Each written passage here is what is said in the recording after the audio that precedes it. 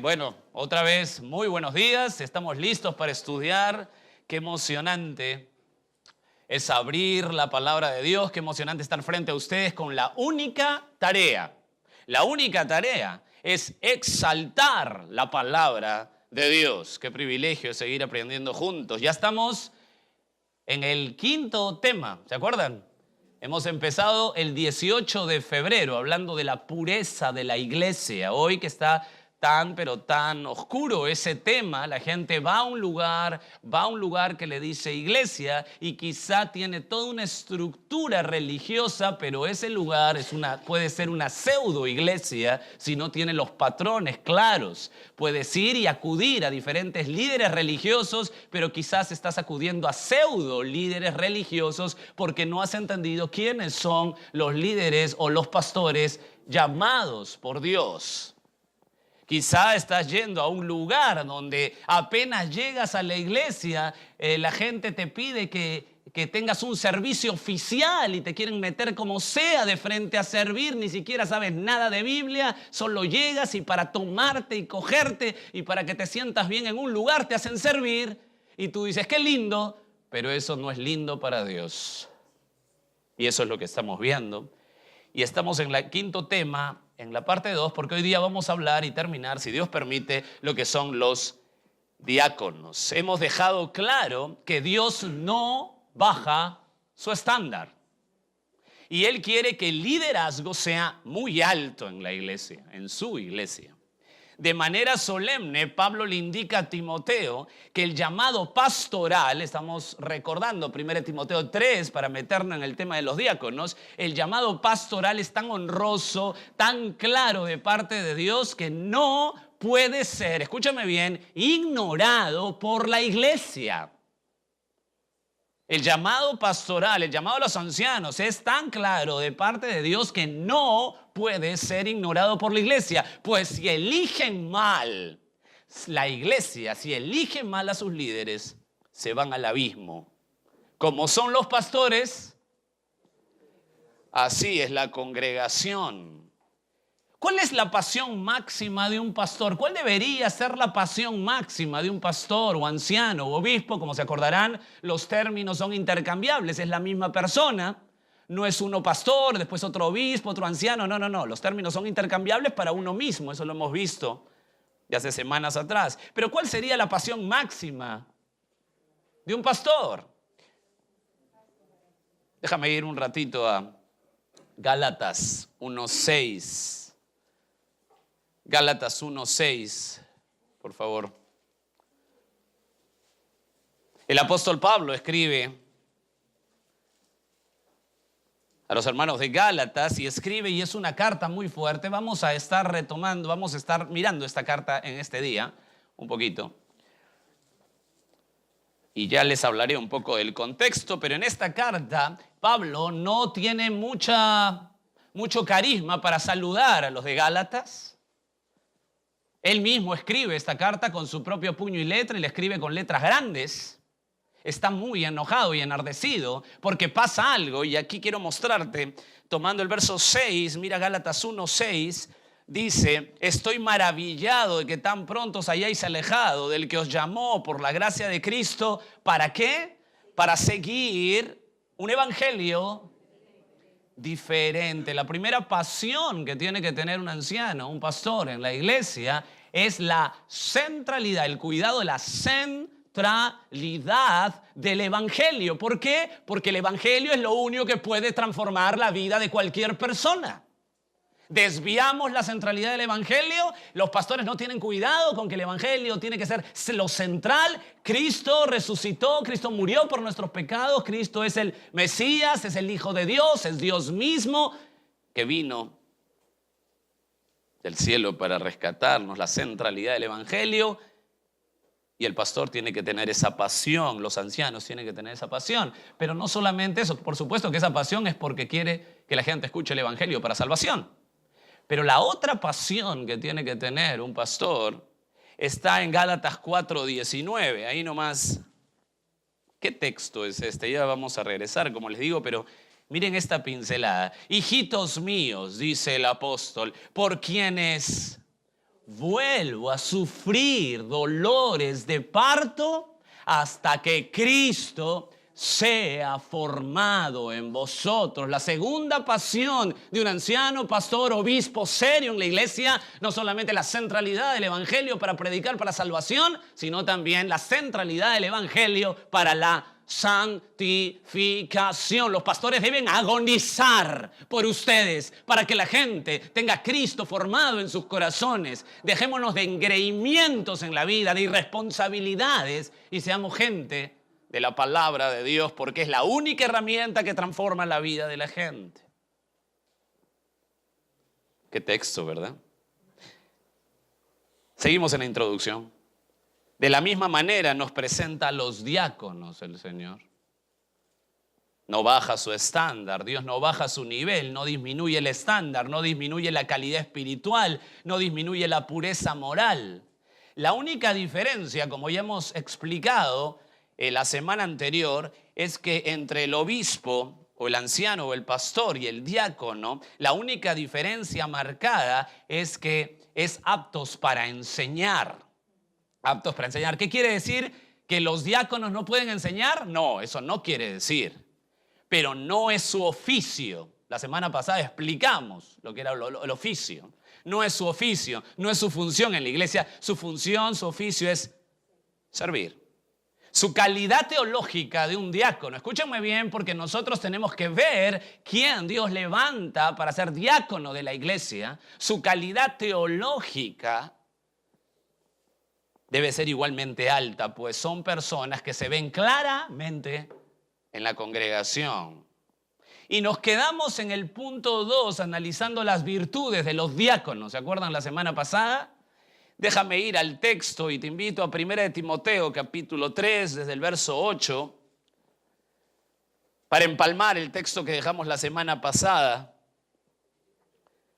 3, desde el verso 8, voy a leer para recordar. Los diáconos, ¿están ahí todos, hermanos? Los diáconos asimismo deben ser, escucha, honestos, sin doblez, no dados a mucho vino, no codiciosos de ganancias deshonestas, que guarden el misterio de la fe con limpia conciencia. Verso 10, y estos también sean sometidos a prueba primero, entonces ejerzan el diaconado si son irreprensibles. Hay palabritas que nosotros hemos estudiado a través de las semanas, ¿verdad? Verso 11, las mujeres asimismo sean honestas, no calumniadoras, sino sobrias, fieles en todo. Hemos hablado que hay diáconos, mujer también, ahora vamos a tocar un poco más. Los diáconos sean maridos de una sola mujer y que gobiernen bien sus hijos y sus casas. Verso 13, porque los que ejerzan bien el diaconado ganan para sí un grado honroso y mucha confianza en la fe que es en Cristo Jesús. Vimos la primera virtud, ¿se acuerdan? ¿Cuál es la primera virtud? Honestos. ¿No? Empezamos, ¿se acuerdan? Empezamos viendo los diáconos a sí mismos, viendo el concepto de diácono, ¿no? Que nos tomó algún tiempito. Y de ahí empezamos a ver la primera virtud, que fue honestos. La palabra honestos, para recordar, sigo en la introducción, hermanos, Preparen motores. La palabra honestos es la palabra semnos, eso enseñamos la semana pasada, que es la seriedad en lo espiritual, carácter majestuoso. Déjame leerte lo que encontré de un pastor, Charles Erdman, en su libro Las Epístolas Pastorales. Me pareció muy interesante, hablando de lo honesto, hablando de las virtudes del diácono. Dice, aunque sea un puesto subordinado, está hablando del diácono, es un lugar honorífico y actúan en nombre de toda la congregación de creyentes. Por consiguiente, sus tareas, por humildes que sean, deben realizarse con la seriedad y con toda la gravedad necesaria. Fin de la cita. Qué solemnidad, ¿no? Qué solemnidad. Después vimos el primer negativo. En las virtudes decía sin doblez. ¿Se acuerdan de sin doblez? Más o menos, ¿no? Hablar una cosa a alguien y pensar otra. Pusimos el ejemplo de Zafira en Hechos 5:8. Entonces Pedro dice Hechos 5:8, yo te lo leo para que te acuerdes, nada más, esto lo vimos la semana pasada. Entonces Pedro dijo, dime, ¿vendiste en tanto la heredad? En tanto, o sea, Pedro le dio un monto, en tanto, en 100 la heredad. Y ella dijo, y aquí está, sí, en tanto. Ella habló algo, pero hizo y pensó otra cosa. ¿El resultado cuál fue? Con la mujer que llegaba con su marido en la iglesia, primera iglesia, explosión de la palabra, maravilloso, donde Jesús tiene que hacer sus mejores muestras de que la iglesia es tan atractiva. ¿Qué pasó con esa mujer? ¿Quién la mató? Ya hemos dicho que el peor marquetero para la iglesia es Jesucristo. ¿Qué diferencia las iglesias emergentes hoy que quieren hacer a Jesús famoso? Jesús en la iglesia que recién comenzaba, alguien vino, habló algo que no era, mintió y fue fulminado en la iglesia. Te aseguro que la gente escuchaba, yo a esa iglesia no voy, pues miento, me sale una mentirita y un rayo me parte. ¿Qué tal solemnidad esto? Fue fulminada. ¿Quién la mató? Dios. Por eso que siempre enseñaremos que hay que tener cuidado cuando digamos que Dios ama a todos. Que Dios es amor, sí, pero hay que explicar lo que estamos diciendo. Porque aquí Dios mató a Zafira. Vamos ahora sí nos metemos para continuar a la siguiente virtud que también está en negativo. ¿Se acuerdan que era honestos? La primera en positivo y las tres que siguen estaban en negativo. La primera era sin doblez y ahora vamos a tomarlo como punto 3 en las virtudes, no dados a mucho vino. ¿Qué frase? No dado a mucho vino. Dice el verso 8 del 1 Timoteo 3, los diáconos asimismo deben ser honestos, sin doblez, ya lo hemos visto, y ahí está nuestra frase, no dados a mucho vino. La frase dados a es la frase en griego prosecho. Prosecho, dado a, es prosecho. Mira más o menos lo que significa, mira cómo nos acercamos a lo que significa en el contexto de 1 Timoteo. Si tú ves ahí 1 Timoteo 4:13, lo vas a ver ahí cerquita, ahí en tu Biblia, dice, entre tanto que voy, le dice Pablo a Timoteo, ocúpate, qué texto, ¿no? Ocúpate en la lectura, la exhortación y la enseñanza. La palabra ocúpate es la palabra prosecho. Es la misma palabra utilizada para dados a. O sea, lo que le está diciendo aquí es decir, que no se ocupe de vino. El verbo aquí es un participio presente. Y usted va a decir nuevamente, ¿y yo qué hago que sea un participio presente? Qué bueno, pero ¿qué es eso? Un participio presente quiere decir que se caracteriza por no ser un bebedor de vino. Esa persona se caracteriza por tener un autocontrol en su vida. ¿Por qué? ¿Por qué se le diría eso? ¿Por qué no simplemente, como dice muy acertado, muy claro John MacArthur en su comentario, ¿por qué no se le diría mejor que no tome vino? ¿Por qué le dice no dados a mucho vino? Y esto es bien interesante porque tenemos que ir a hace 2000 años, pero antes mira lo que les dice a los diáconos en el verso 3. A los obispos le dice el verso 3, no dado, no a mucho vino, sino no dado al vino. El otro no dado a mucho vino, entonces uno lo lee ahora y dice, bueno, entonces un poquitín por acá, me gané, prefiero ser diácono, ¿verdad? Se ríen, pero lo piensan, ¿no? Los diáconos, ¿cómo funcionaba hace 2000 años? Escucha para que más o menos podamos entender por qué no pueden ser no dados a vino, punto, no. ¿Por qué? Los diáconos como función, no te olvides el oficio, tenían que estar muy cerca de la congregación. Ya vamos a aclarar que los diáconos tienen como misión implementar la obra que los ancianos realizan, pero tienen como función estar cerca de la congregación y visitarlos mucho. Estoy retrocediendo hace 2000 años. Entonces los diáconos estaban muy cerca de la congregación y los visitaban mucho. Y en las casas, ¿qué le ofrecían para tomar? Era algo cultural. Tomaban vino. Entonces ellos tenían que ser personas que eran dueñas de sí mismas. Tenían, por supuesto, no podían decir no, porque es algo cultural, pero tenían que ser dueñas de sí mismas, con un autocontrol comprobado, un carácter sólido. Cuando estaba pensando en eso, me acordé del texto que Pablo le dice a Timoteo, pero en su segunda carta en 1:7.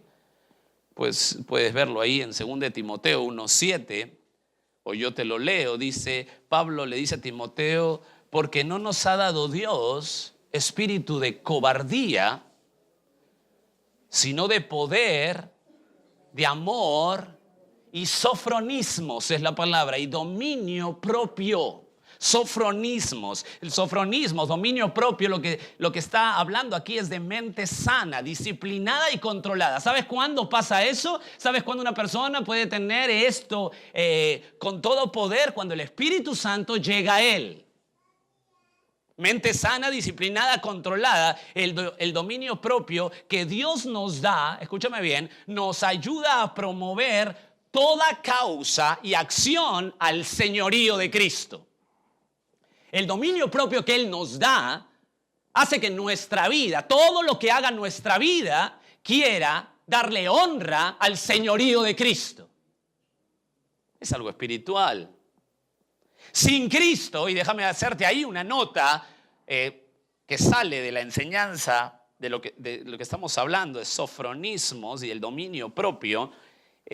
Sin Cristo, escúchame bien, es imposible una vida pura.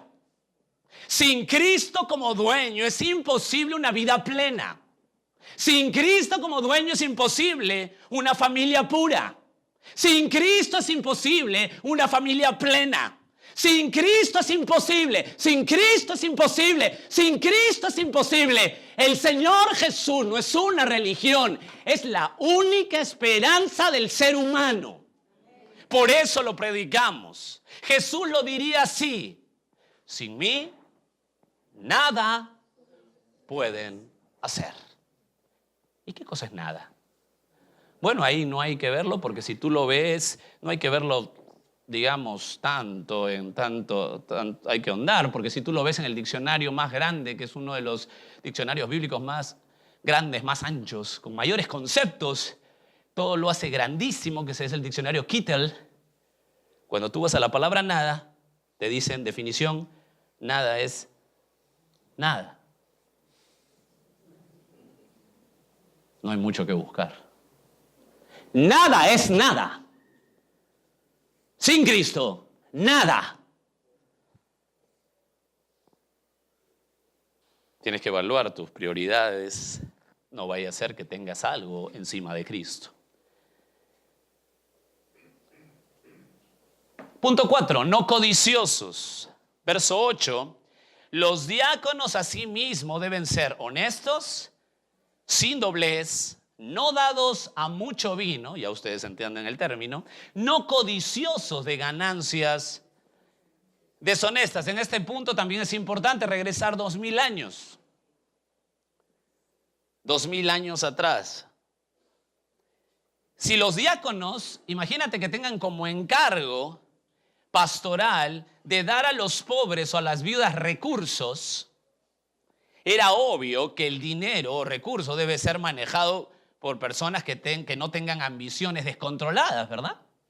O sea, tú no podías tener en el primer siglo de decir, bueno, mira, vamos a manejar estos recursos, mira, hay que guardarlo en un banco. No, ellos tenían una bolsa. Entonces era obvio que tenían que ser personas que no tenían ambiciones descontroladas, pues les sería muy sencillo robar. Sacaban de la bolsa. ¿Verdad que sí? Es sencillo, tienes una bolsa, sacas. Lo tenían ahí. Juan 12:6 tiene una aclaración ahí que me gusta referirme. Está hablando de un personaje que tú conoces muy bien, que era el administrador de los apóstoles.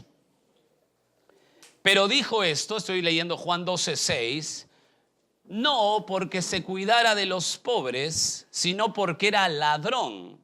Así menciona el Evangelio de Juan a Judas como ladrón, y teniendo la bolsa sustraía de lo que se echaba en ella.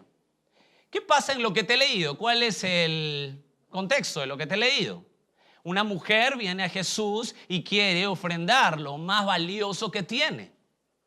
Ella ofrenda como un perfume y lo rompe y lo ofrenda a Jesús.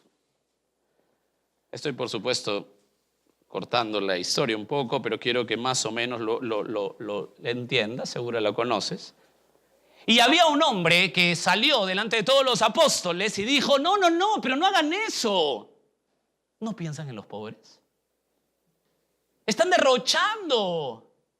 Mejor, eso lo metemos en la bolsa que yo llevo y se lo damos a los pobres. Lo que quería hacer Judas es tener el dinero para él sustraerlo. La misma iglesia, al no ver esta virtud, si hacemos la aplicación hoy, tenemos que ver a hombres probos, honestos, sin doblez, de carácter majestuoso para los diáconos. Porque si la iglesia no veía eso en el primer siglo, la virtud de no avaro, que ya vimos en el verso 3 con los pastores, porque es lo mismo para los pastores, si no veía eso por los poros a las personas, no tendrían la confianza. Y hoy se está tomando el oficio de diácono tan a la ligera que es muy peligroso. Ahora unos puntos más para seguir avanzando lo de los diáconos. Déjame hablarte del verso 9. Mire el verso 9, por favor, 3:9. Los diáconos, voy a leer desde el 8, los diáconos asimismo deben ser honestos, sin doblez, no dados a mucho vino, no codiciosos de ganancias deshonestas. Hasta ahí ya tenemos un panorama. Verso 9, que guarden, ¿qué cosa?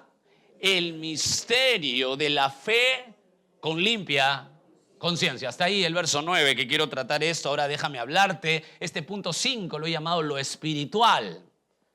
Lo espiritual. Esto, damas y caballeros, es prioritario.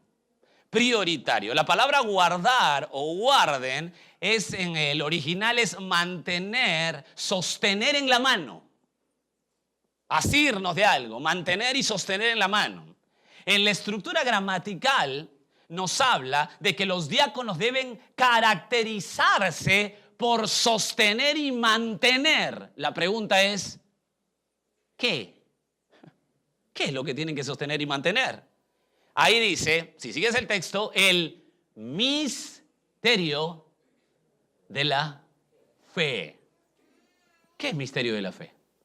Gracias a Dios ya hemos visto este estudio con nuestro hermano Omar, pero déjame darte algunos datos. Mira Mateo 13:11 para hablar un poquito del misterio de la fe.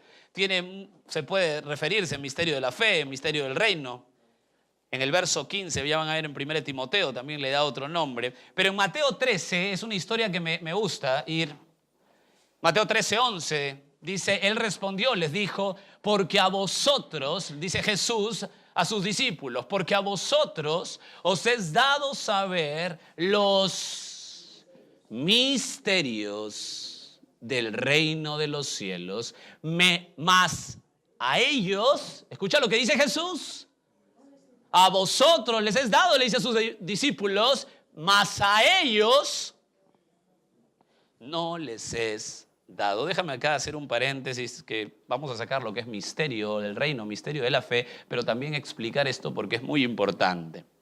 Este episodio, hermanos, de Mateo 13, que está en paralelo en Marcos capítulo 4, es un episodio impresionante en el ministerio de Jesús. Escúchenme bien. A partir de ese momento en el ministerio de Jesús, terminando su ministerio en Galilea, a partir de ese momento Jesús nunca más vuelve a enseñar a la gente en forma directa. Todas sus enseñanzas a partir de este momento, esto es como algo crucial. Esto es la parte como que atraviesa un nuevo continente su ministerio. Hay una brecha ahí. Y Jesús en este momento, a partir de este momento, nunca más le enseña a las personas en general de manera directa. Todo lo enseña a través de parábolas. Y cuando la gente le preguntan, ay, qué bien, yo quiero escuchar una parábola, porque la parábola Jesús lo hacía para que todos entiendan. No, mis queridos.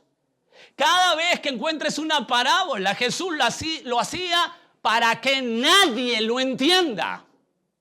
Es un juicio de Dios a la gente. Jesús predicaba y predicaba y predicaba. Y ese día, después de un suceso tremendo, se cerró la puerta de metal para esa gente en la espalda y no tenían retorno. Qué peligroso que alguien se exponga a la Biblia y se exponga a la Biblia, se exponga a la Biblia y siga rechazando la Escritura.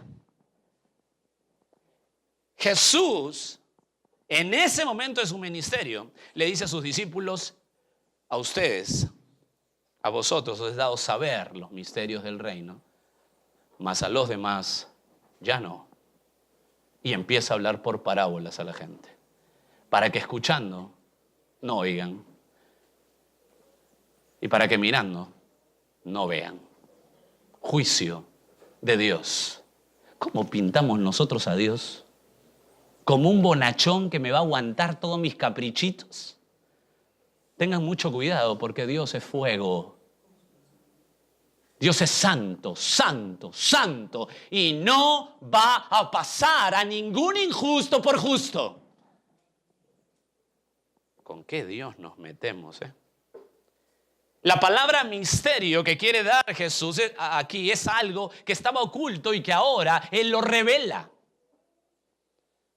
Está hablando de la centralidad del Evangelio. Ese es el misterio del reino, la centralidad del Evangelio, la centralidad para llegar de verdad a Dios. No te olvides que Dios es 3 veces santo. ¿Escucharon bien? Escúcheme bien, por favor, porque esta es la decadencia de una sociedad que piensa que a Dios hace lo que quiere y Dios lo escucha. Se sienten tan buena gente que piensan que Dios escucha sus oraciones. Damas y caballeros, si usted es un inconverso, Dios no lo escucha. Hay que tener las cosas bien claras aquí. Este misterio del Evangelio, la centralidad de llegar a Cristo solamente por el Evangelio, es la necesidad que tenemos hoy de explicar bien el Evangelio. Nadie llega a Cristo con una cancioncita, nadie llega a Cristo por un mimo, por un teatro, nadie llega a Cristo así. Por eso que era tan importante revelar el misterio del reino de los cielos, o misterio, el Evangelio, el misterio de la fe. En 1 Timoteo 3:15 van a encontrar, y eso lo estamos estudiando, gracias a Dios, los miércoles, que lo conceptualiza como el misterio de la piedad. O sea, es el Evangelio, la centralidad del Evangelio. Entonces, retomando a los diáconos, tienen que sostener ¿qué cosa?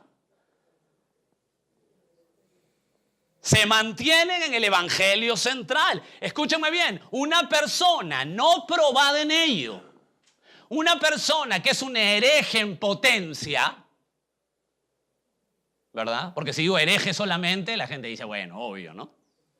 Un hereje en potencia no podría ser diácono, pues estaría sembrando a la iglesia y en cada esquina otro evangelio. Por supuesto que la pregunta ahí, déjame hacerte otra nota, esto me fascina. ¿Habrá otro evangelio?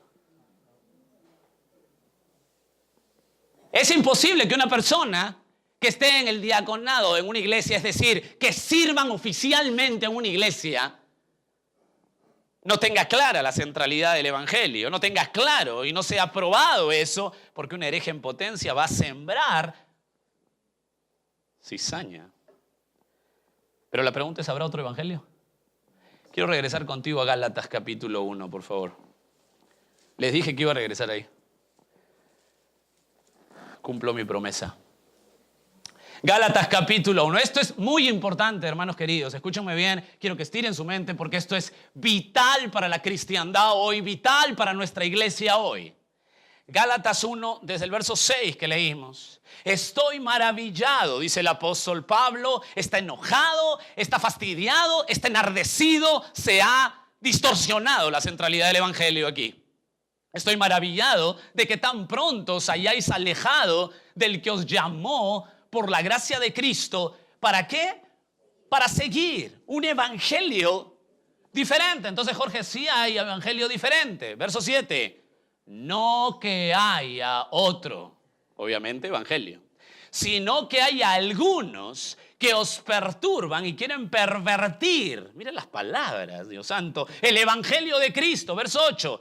Mas si aún nosotros, o sea, Pablo se mete en el asunto, mas si aún nosotros, dice el verso 8, o un ángel del cielo, imagínate, os anunciaren otro evangelio diferente del que os hemos anunciado, sea maldito.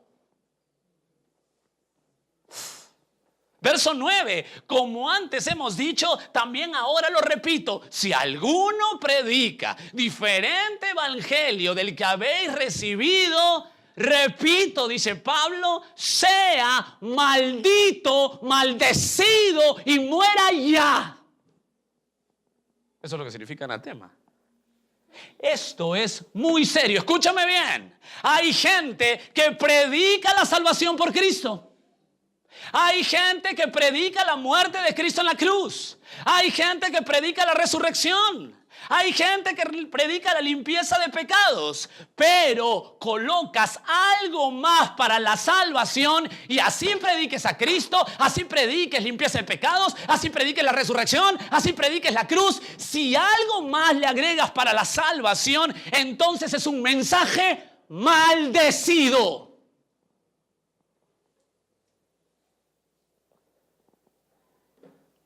Esto es crítico. No, pero predica a Jesús. Sí, si le agrega algo para la salvación, ese mensaje es maldecido. Déjame darte una ilustración. Cada vez que hago este tipo de ilustraciones, no tengo muchos amigos, pero lo hago por la verdad. En la página web del vaticanocatólico.com, la puedes ver en tu... Dice lo siguiente, hablando del Papa Pío IV, dice, en la profesión de fe Iniuntum Nobis del Concilio de Trenton, declara, escúchame bien lo que declara los que profesan el catolicismo apostólico romano, para que los cristianos de verdad no se anden empatando con pensamientos maldecidos y mensajes diabólicos. Espero ser claro. La profesión de fe Iniuntum Nobis del Concilio de Trento declara que los sacramentos como tales, es decir, el sistema sacramental en conjunto, dice la página, son necesarios para la salvación del hombre. Pero añade que no todos son necesarios para cada individuo. Fin de la cita. O sea, para ti 7, pero para ti 1. Déjame decirte algo. No importa si me añaden 1 o si se me añaden para salvación un hito, un cuarto de 1, medio, una tercera parte. No importa. Si algo añades a la salvación, la cual es solamente por la fe en mi Señor Jesucristo, si tú añades algo, ese mensaje viene del mismo infierno. Ese mensaje es diabólico, maldito. Déjame poner tu mente mucho más al extremo. Gálatas 5:2. He aquí, dice el apóstol, yo Pablo, os digo que si os circuncidáis, de nada, escucha esa frase, le está hablando, escúchame bien, Gálatas 5:2, le está hablando a gente que ha sido afectada por los judaizantes. Entonces los judaizantes, ¿qué hacían estos falsos maestros? Hablaban de la muerte y resurrección de Cristo. Predicaban la cruz. Predicaban la salvación por la fe en Cristo. ¡Caramba! Pero junto a eso tenías que circuncidarte para ser salvo. Predicaban a Cristo. Dice el apóstol en Gálatas 5:2. Estas personas, judíos, que están tratando de pervertir el evangelio. Pero ¿cómo, Pablo? Es una cosilla. Solamente hay un agregadito, pero predican a Cristo. No, dice Pablo. Estos judaizantes, si si estos judaizantes dicen que la salvación es por Cristo, pero hay que agregarle la circuncisión, escucha, si haces eso, esta frase es terrorífica. De nada aprovechará Cristo. ¿Sabes lo que está diciendo el apóstol? ¿Sabes cuál es la frase en el original? Si tú haces eso, haces al mismo Cristo inútil.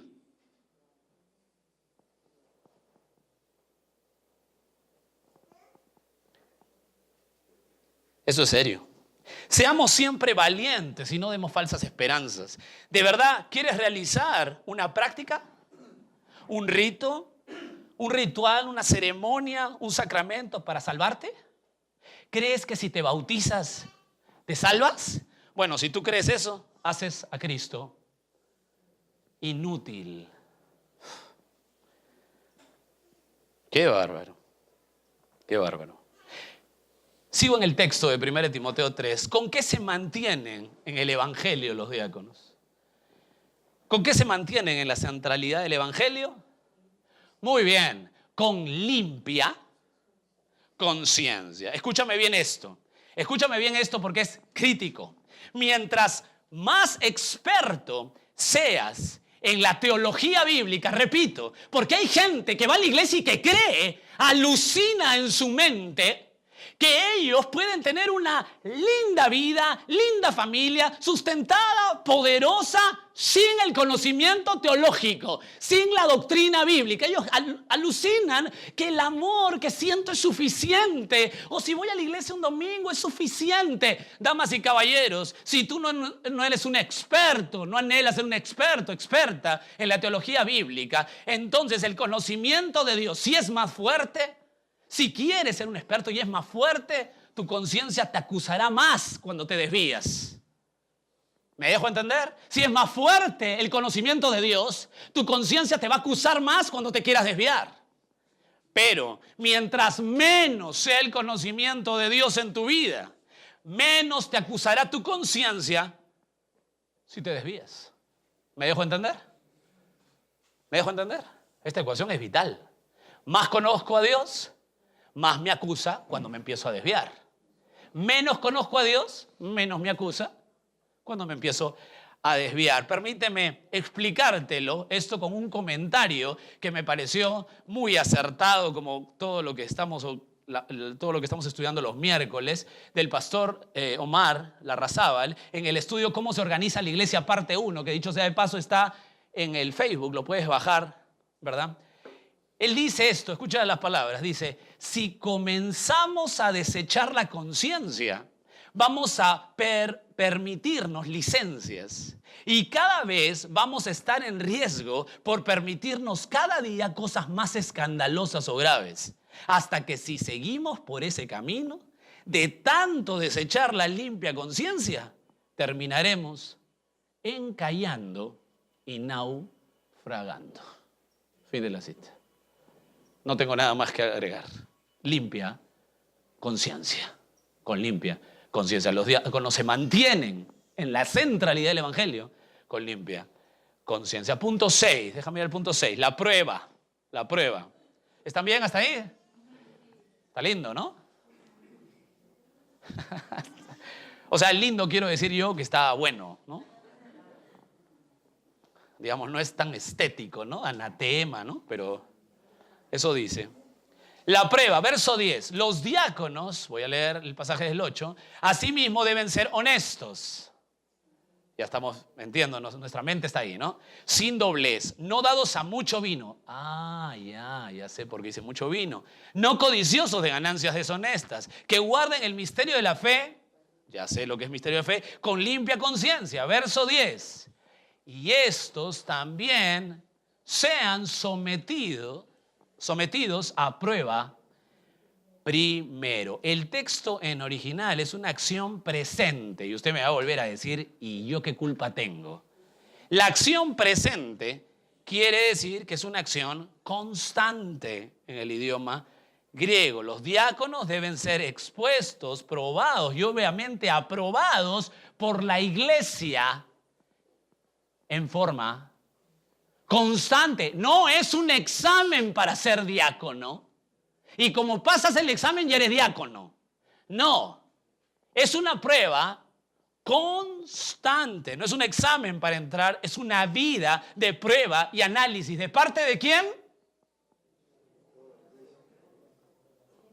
De la congregación. Por eso que es tan importante, hermanos, otro paréntesis, es tan importante que usted esté con una mente lúcida a la palabra de Dios. Porque hoy se está dando gato por liebre y la gente dice amén. Amén. Cierro paréntesis. Pero, hermanos, este examen constante no es solamente a los diáconos. Tengo que decirlo, como ya lo hemos enseñado. También es a los pastores, ancianos o obispos de la iglesia. Nadie un examen y es pastor y ya que haga lo que quiera. No. Están bajo examen constantemente. Mire el verso 10. Otra vez. Y estos, ¿qué dice ahí?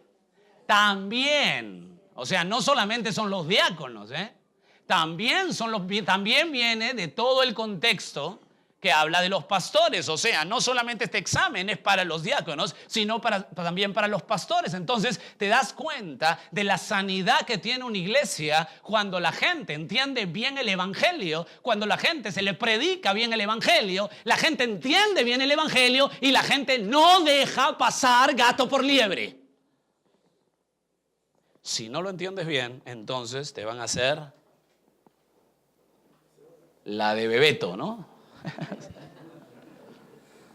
Me olvidé que se estaba grabando. La de Bebeto. John MacArthur, este teólogo, dice en su comentario sobre la prueba, dice, la prueba que se habla aquí es la evaluación general que hace la iglesia del servicio de un creyente. Fin de la cita. Qué cuidadoso es Dios, qué majestuoso es Dios con su iglesia. Es su iglesia. Eso tenemos que entender. Punto 7, pureza moral. Punto 7, pureza. ¿Están bien, hermanos? ¿Cómo vamos de horas? Bien. Pureza moral, verso 10. Y estos también sean sometidos a prueba primero y entonces ejerzan el diaconado. ¿Qué dice ahí? Si son... Bueno, esa palabrita ya debe estar en su mente como una cuña, ¿verdad? Irreprensibles. Mira, por favor, para hablar de pureza moral y empalmar este punto 7, mira el verso 12 ahí, 12. Los diáconos sean maridos, ¿de qué? Y que gobiernen bien sus hijos y sus... Eso está detallado en semanas anteriores, ¿verdad? Pero ya vimos anteriormente la virtud moral y familiar cuando hablamos de los pastores y es prácticamente el paralelo, pero déjame igual recordarte algunas cosas. La palabra irreprensible, que es una palabra clave porque de ahí decanta toda la enseñanza de 1 Timoteo 3 hacia los obispos y hacia los diáconos. La palabra irreprensible es que no tiene tacha obvia en su vida, no hay pecado obvio en su vida, pero no es una persona que no peque, no es un perfecto, no es una persona que no se equivoque nunca, no estamos hablando de eso, estamos hablando de una persona que a pesar que es un pecador por naturaleza como todos, sabe manejar sus pecados con la palabra de Dios. No tiene una tacha que tú le digas, sí, este pastor sí, lo quiero mucho, pero es un reneguete. Todo el día me habla, me grita, y después me grita, pero es bien bueno. La gente se ha vuelto masoquista por no entender estos términos. ¿Quién es el pastor? El borrachín. Sí, el borrachín bien bueno, bien buena gente. No puede tener mancha alguna, ni tacha alguna. Maridos de una sola mujer. ¿Qué significa maridos de una sola mujer? Escúchame bien, porque esto es muy importante. Han habido preguntas sobre esto en nuestros sitios en la red. Maridos de una sola mujer, verso 12, en el original habla de hombre de una mujer. El punto, ya explicado anteriormente, no es el estado civil. Aquí no enfatiza el estado civil, sino la pureza sexual. No solo el exterior de un hombre, sino el interior en pensamientos. Todo deseo y pasión de un hombre de Dios es ¿para quién? ¿Para quién? Para su mujer. No hay más. Habla de la pureza sexual aquí. Dice que gobierne bien a sus hijos y su casa. Esta palabrita me encantó estudiarla con ustedes hace algunas semanas. Los diáconos, al igual que los pastores, tienen que presidir, es la palabra gobernar ahí, presidir, kalos. ¿Se acuerdan de la palabra kalos? ¿Bien? Kalos, ¿se acuerdan de verdad? Kalos significa que preside o gobierna de forma excelente, y no solo excelente interiormente, moralmente, sino que excelente estéticamente. O sea, se tiene que notar su familia. Se tiene que notar que esa familia es presidida por el llamado a ser diácono y que es hermosa a la vista en su hogar y sus hijos, mientras van creciendo, van caminando todos juntos en la fe salvadora. Punto 8. Eso lo he resumido porque ya lo hemos visto semanas anteriores. Punto 8. Vamos a hablar acá un tema maravilloso. Mira el verso 11. Vamos a hablar de las mujeres. ¿Está bien, chicas? Y chicos, por supuesto, hermanos. Las mujeres asimismo sean honestas, no calumniadoras, sino sobrias, fieles en todo. Aquí en el verso 11 hace como una especie de paréntesis, ¿no? Bueno, yo lo veo así porque a mí me encantan los paréntesis. Una especie de paréntesis, corta un poquito los diáconos y después vuelve a meter a los diáconos en el verso 12. Pero aquí es bien interesante porque acá hay un cambio. Mira, las mujeres, ¿qué más sigue? La palabra sí mismo, ¿te acuerdas? Que la hemos tratado. La palabra sí mismo, que la vimos también la semana pasada, es un término de transición. O sea, deja de hablar de algo para meterse en otro tema. ¿Está bien? Mira el verso 8, por ejemplo, de 1 Timoteo 3, verso 8. Dice ahí, los diáconos a sí mismos. O sea, estaba hablando de los pastores ancianos y ahora habla de los diáconos a sí mismos. Ha cambiado, es una transición. Entonces, en el verso 11, claramente, hermanos amados, vemos que hay una transición.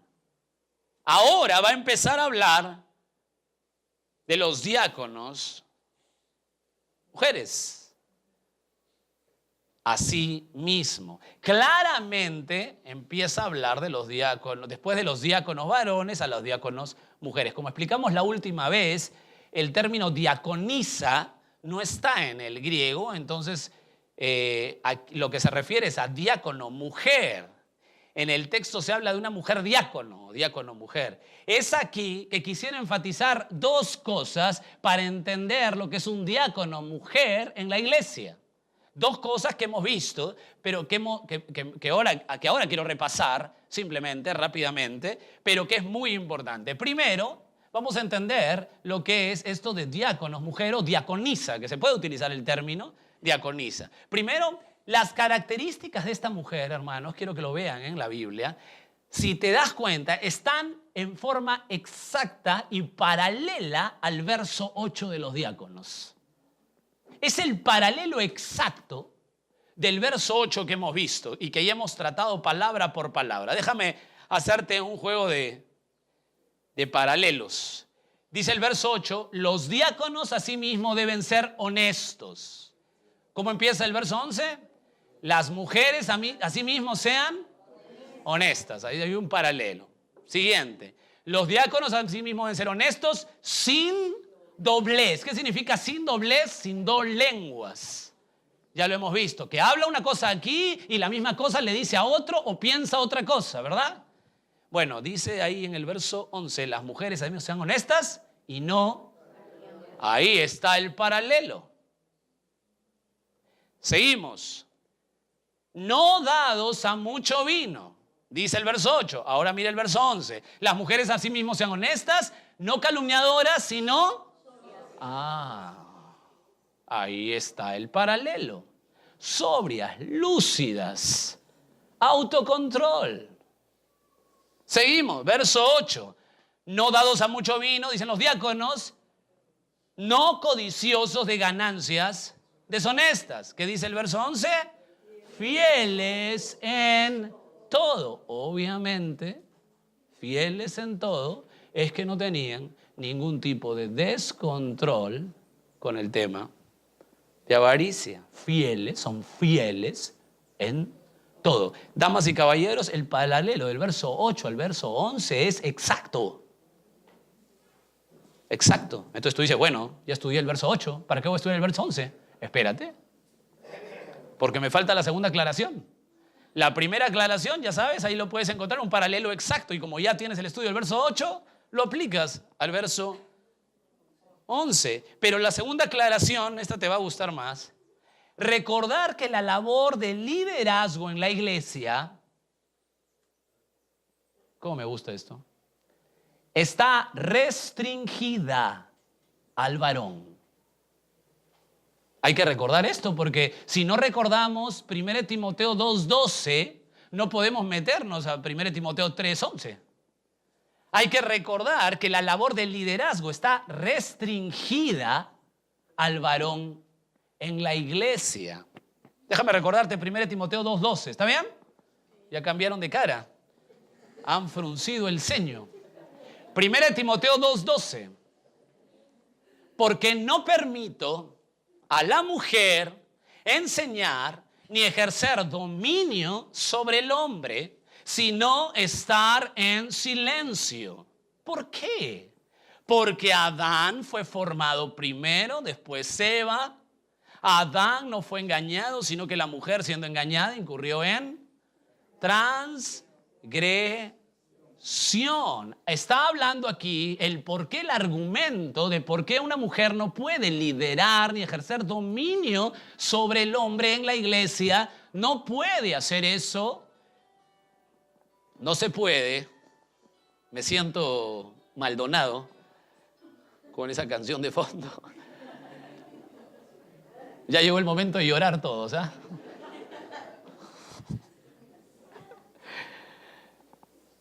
¿Dónde estaba? Ya sé. Ya sé, por eso lo tengo a colores. No fue engañado, sino que la mujer siendo engañada incurrió en transgresión. O sea, el principio es universal.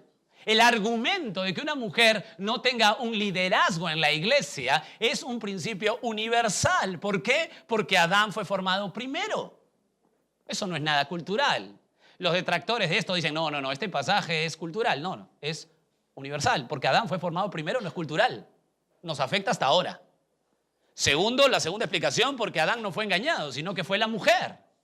Eso no es cultural, eso es un principio universal. Déjame un poquito explicar eso, porque a veces cuando queda así, tenemos un poquito de problemas en nuestra mente, porque tenemos una sociedad que se ha estirado al feminismo de tal manera pensando que estos pasajes degradan a la mujer, y más bien no. Estos pasajes cuidan el corazón de la mujer y coloca a la mujer a un nivel de servicio en la iglesia donde su corazón está pleno y cuidado, no una irresponsabilidad que después va a colapsar ella.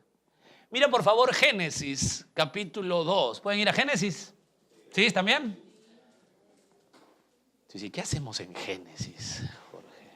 Génesis capítulo 2, verso 15. Quería recordarte nada más que la función es que Dios dio al hombre y a la mujer, a pesar que son de la misma imagen y semejanza, son distintas. Génesis 2:15, por ejemplo, Dios tomó, pues Jehová Dios al hombre, lo puso en el huerto del Edén para que lo labrara y lo guardase. Había un encargo, una encomienda de que él era el responsable del Edén. Verso 18, y dijo el Señor Dios, no es bueno que el hombre esté solo, le haré ayuda idónea para él. Desde el huerto del Edén, antes del pecado, ya el hombre tenía la función del líder y la mujer era su ayuda idónea. Y no había ningún problema con Eva. Eva no dijo, no, yo igual. No dijo eso. ¿Por qué él decide? ¿Por qué? No. No entiendo de qué se ríen, ¿qué son así? No creo. Es decir, este orden es un orden de creación, es un orden antes del pecado, no había ningún problema. Pero, ¿cuál fue el problema del Edén? El problema del Edén, mira Génesis 3, ahí lo ves tú, Génesis 3:6, y vio, ¿quién vio? Que el árbol era. Es decir, escúchenme bien, esto es muy importante para atender el principio del 1 Timoteo, que gracias a Dios lo hemos visto, solamente estamos recordando. Esto es bueno, que aquí la mujer toma el lugar del liderazgo. Por primera vez en la historia, la mujer toma el lugar del liderazgo que le pertenece al hombre. Y cuando una mujer, escúchame bien, tomó el lugar del liderazgo que le pertenece al hombre, ¿qué pasó? Tragedia. Tragedia. Cuando distorsionaron la estructura santa de Dios, el orden perfecto de Dios, lo que pasó fue que el día que Eva quiso decidir fuera del marido, se acabó el liderazgo. Ahora yo soy la lideresa. Yo soy la Débora. Yo soy la pastora. Dios mío. Cuando ella se puso en el papel de la lideresa, damas y caballeros, nuestra generación se desplomó. Se desplomó por completo. ¿Y cuál es el problema entonces del Génesis, de todo matrimonio, de toda familia, de toda persona que se casa? A partir del Génesis, mira Génesis 3:16, Dios da un veredicto. A la mujer dijo, multiplicaré en gran manera los dolores en tus preñeces. Con dolor darás a luz a los hijos. Y escucha esta frase es muy gráfica. Y tu deseo será, ¿para quién? Para tu marido. Qué lindo suena, ¿no? Y tu deseo será para tu marido. Ay, qué Dios tan romántico. No. Aquí en la frase en hebreo, se entiende claramente que lo que está diciendo es que a partir de ese día, el juicio es que en todo matrimonio, en toda relación hombre-mujer, ella va a querer siempre tomar el liderazgo.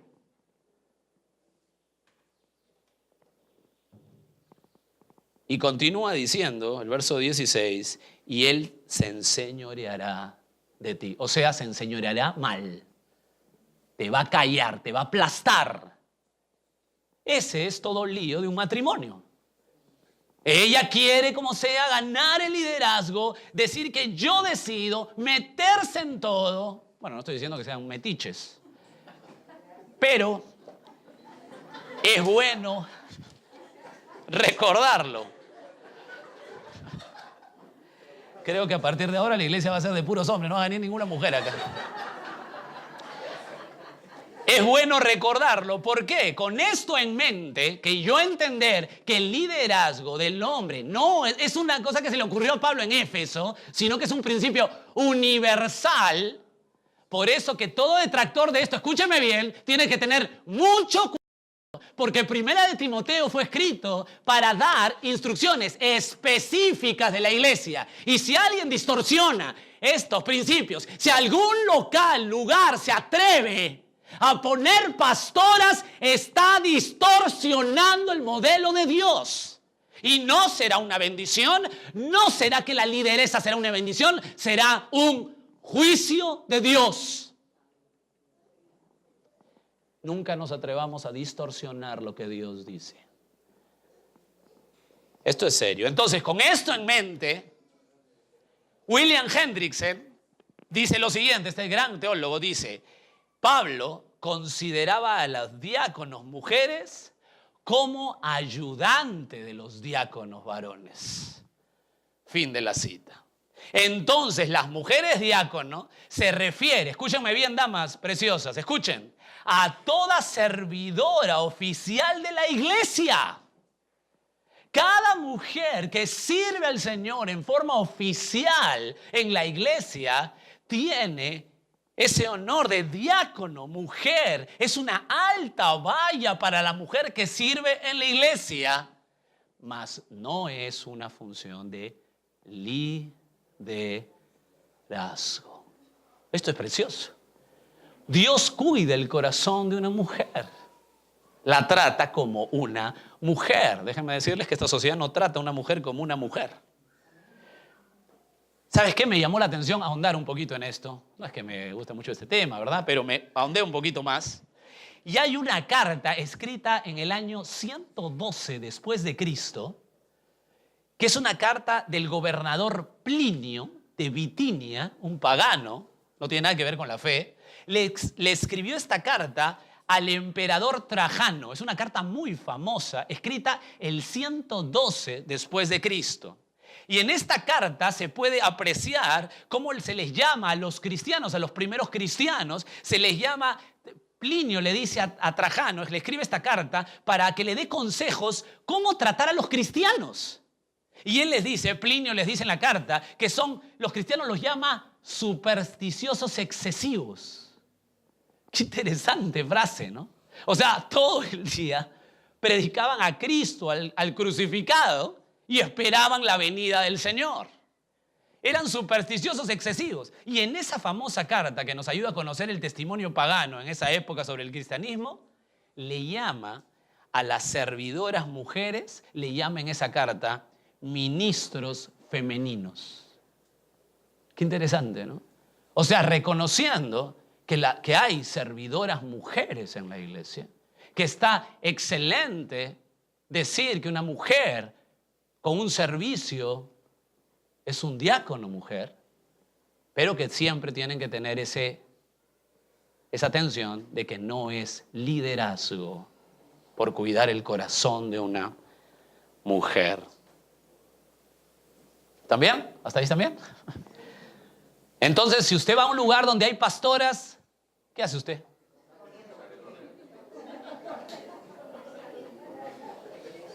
Esta iglesia sí está aprendiendo, ¿eh?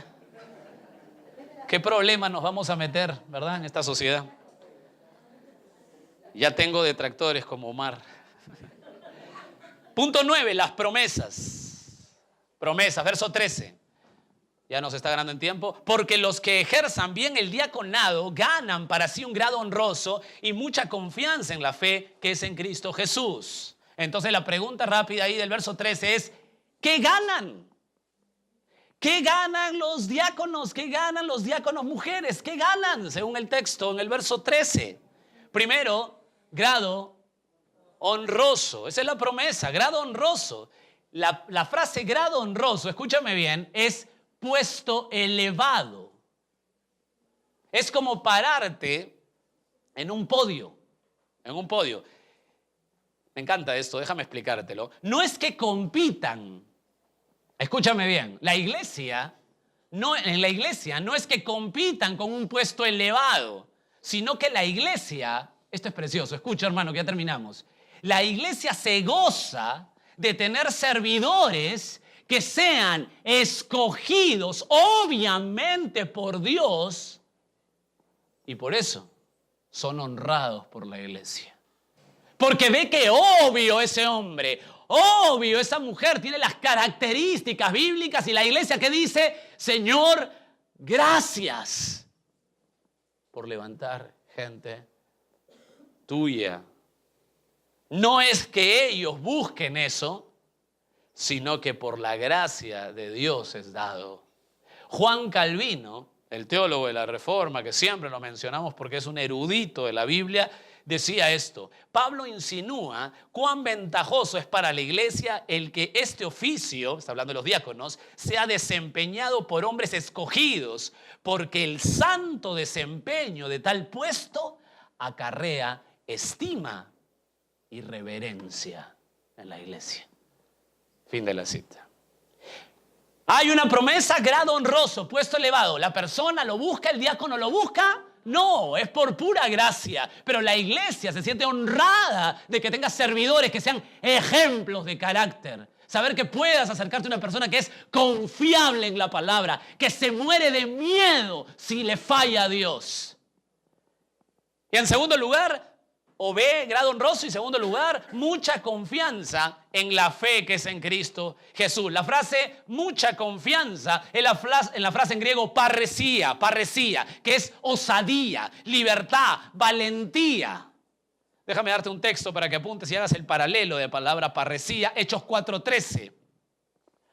Hechos 4:13 dice: está entonces viendo el denuedo de Pedro y de Juan, o sea, la parresía de Pedro y de Juan, la valentía, y sabiendo que eran hombres sin letras del vulgo, se maravillaban y le reconocían que habían estado con Jesús. O sea, mucha valentía, osadía. ¿Apoyado en qué? Esa promesa de valentía a los hombres que honran el ministerio escogidos por Dios. Valentía, ¿apoyados en qué? Dice el texto. Mira el texto, ¿en qué? En la fe, ¿verdad? ¿Verdad? ¿La ves ahí? ¿En la fe en Cristo lo es? Ya, así no dice. En el original no dice en la fe, dice en fe. En fe en Cristo. En fe en Cristo Jesús, no en la fe, en fe en Cristo Jesús. Es decir, la promesa de los diáconos llamados por Dios es de honor, es por honor para la iglesia, una iglesia pura, por su pura gracia.